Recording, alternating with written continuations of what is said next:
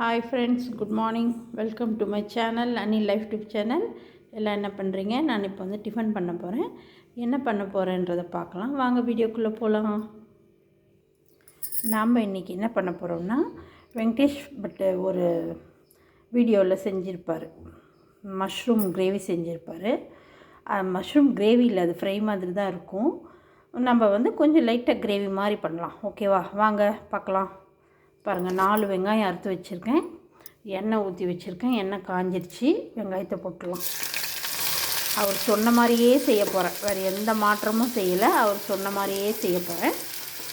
பாருங்கள், 4 வெங்காயம் அறுத்து வச்சுருக்கேன். போட்டேன்னா இது கொஞ்சம் நேரம் வணங்கட்டும். இருங்க, வெங்காயம் நல்லா வணங்கிடுச்சு. பாருங்கள், இப்போ 1 ஸ்பூன் இஞ்சி பூண்டு போட்டுக்கலாம். இஞ்சி பூண்டு பேஸ்ட் போட்டு கொஞ்சம் நல்லா வணக்கிக்கலாம். அப்புறமா இது வணங்கின வாட்டி ஒரு 4 தக்காளி அறுத்து வச்சுருக்கேன், அதையும் போட்டுடலாம். பாருங்கள், தக்காளியும் நல்லா வணங்கிடுச்சு. இப்போ வந்து மசாலா எடுத்து வச்சுருக்கோம்.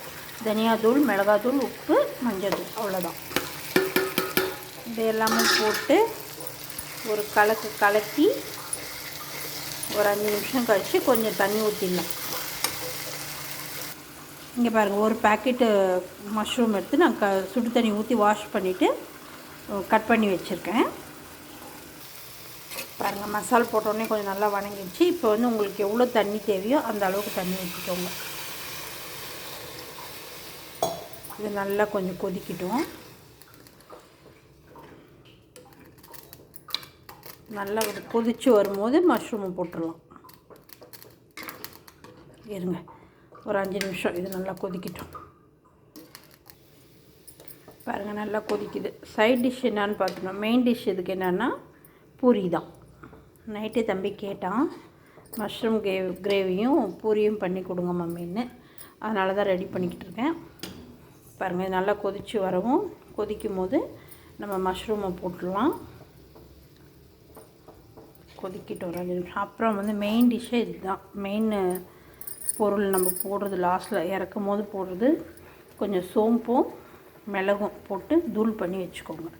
இறக்கும் போது போட்டு ஒரு 1 நிமிஷம் 2 நிமிஷம் போட்டு கலக்கிட்டு அப்புறமா ஆஃப் பண்ணிவிடுங்க. வெயிட் பண்ணுங்கள், காமிக்கிறேன். பாருங்கள், பூரிக்கு மாவு பிசைஞ்சு வச்சுட்டேன். குழம்பு ஆனவுடனே நம்ம தேய்ச்சி போட்டுடலாம். வெயிட் பண்ணுங்கள். பூரிக்கு மாவெல்லாம் தேய்ச்சி வச்சாச்சு. குழம்பும் கொதிச்சிருச்சு. கிரேவி இருங்க, வாங்க பார்க்கலாம். பூரிக்கு எண்ணெய் ஊற்றி வச்சாச்சு, காஞ்சிருச்சு. பாருங்கள், குழம்பு கொதிச்சிருச்சு. இப்போ வந்து இந்த மசாலா போட்டுடலாம்.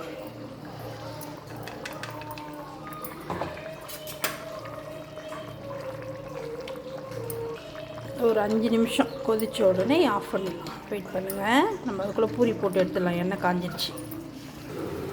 ஓகே ஃப்ரெண்ட்ஸ், கிரேவி ரெடி ஆகிடுச்சு, பூரியும் ரெடி ஆகிடுச்சு. இருங்க பார்க்கலாம். பாருங்கள், எவ்வளோ சூப்பராக வந்திருக்குன்னு. இன்னும் உங்களுக்கு கொஞ்சம் ரொம்ப கெட்டியாக வேணும்னா இன்னும் கொஞ்சம் நீங்கள் கொதிக்க வச்சுக்கலாம். எனக்கு தொட்டு சாப்பிட்றதுக்கு வேணுன்றதுக்காக நான் கொஞ்சம் மைல்டாக வச்சுருக்கேன். ஏன்னா இப்படி இருந்தால் தானே கொஞ்சம் தொட்டு சாப்பிட முடியும் தாராளமாக, அதுக்காக வச்சுருக்கேன்.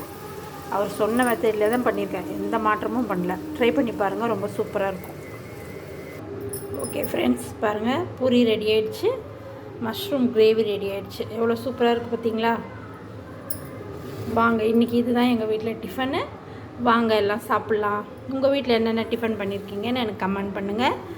என்னோடய டிஷ் உங்களுக்கு பிடிச்சிருந்தா கமெண்ட் பண்ணுங்கள், சப்ஸ்கிரைபர் பண்ணுங்கள், லைக் பண்ணுங்கள். ஓகேவா? ஓகே ஃப்ரெண்ட்ஸ், அடுத்த வீடியோவில் சந்திக்கலாமா? ஓகே ஃப்ரெண்ட்ஸ், பாய்.